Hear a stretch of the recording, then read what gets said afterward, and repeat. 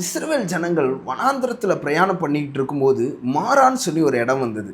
மாறா அப்படின்ற இடத்துல இருந்து அவங்க கொஞ்சம் தூரம் தள்ளி போன உடனே அவங்களுக்கு ஏலிம் அப்படின்னு சொல்லி ஒரு இடம் கிடச்சிது. அந்த ஏலிமில் என்ன இருந்தது அப்படின்னா, அவர்கள் ஏலிமில் எங்கே தங்கினாங்க அப்படின்னு சொல்லி பார்த்தோம் அப்படின்னா, அவங்க நல்ல நீரூற்று இருக்கிற இடத்துல, நல்ல தண்ணீர் இருக்கிற இடத்துல நின்று அவங்க தங்கினாங்க அப்படின்னு சொல்லி வேதம் சொல்கிறது. அவங்க நல்ல நீரூற்று இருக்கிற தண்ணீர் இருக்கிற இடத்துல அவர்கள் தங்கினார்கள் அப்படின்னு சொல்லி வேதம் சொல்லுகிறது.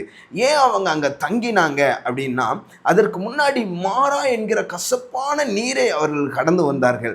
இன்னொன்று, செங்கடல் என்கிற உப்பு தண்ணீரையும் கடந்து வராங்க. செங்கடலில் கடலில் இருக்கிற தண்ணீர் என்ன அவ்வளவு தித்திப்பாக இருந்திருக்கும். அப்போ அங்கே தண்ணி இல்லை. அடுத்தது தாகத்தோடு இருக்கிற ஜனங்களுக்கு அடுத்த மாறாவும் அவங்களுக்கு ஒரு நிறைவை கொடுக்கல. ஆனால் மதுரமாய் கர்த்தர் மாற்றினாலும் அடுத்த இடத்துக்கு வருகிறார்கள் ஏலிம். அந்த ஏலிம்ல என்னது இருக்குது அப்படின்னா, 12 நீரூற்றுகளும் 70 பேரிச்ச மரங்களும் இருந்தது. ஒருவேளை இந்த ஆசீர்வாதத்தை பார்த்த உடனே ஜனங்கள் என்ன நினைச்சிருப்பாங்க அப்படின்னா, ஓகே, இந்த ஏலிம் தான் நம்மளுக்கு நிரந்தரமான இடம் என்று சொல்லி அவர்கள் தங்கலாம் என்று நீரூற்று அண்டையில தங்கியிருந்தார்கள். ஆனால் ஏலிமும் அந்த இஸ்ரவேல் ஜனங்களுக்கு நிரந்தரமானது அல்ல.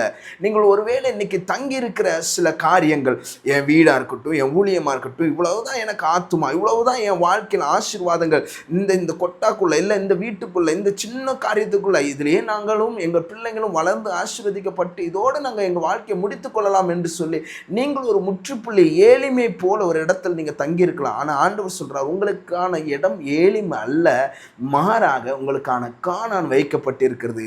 வாக்கு தத்தத்துக்காய் காத்திருங்க, ஏலிமிலே தங்கிராதீங்க. உங்களுக்கான ஒரு சிறந்த கானான் இருக்குது. என்ன அந்த கானான்? உங்களை நித்தியத்திற்குள்ளாய் அழைத்து செல்கிறது தான் அந்த கானான். அந்த நித்திய வாழ்க்கையை இழந்துடாதீங்க. இந்த உலக வாழ்க்கையோடு என் வாழ்க்கை முடிஞ்சிட்டுன்னு சொல்லிட்டு நீங்கள் ஆசைப்படாதீங்க. உங்களுக்கான ஒரு நித்தியம் இருக்கிறதை நீங்கள் ஒரு நாளும் மறந்துடாதீங்க. உங்களுக்கான கானான் ஆயத்தமாக இருக்கிறது.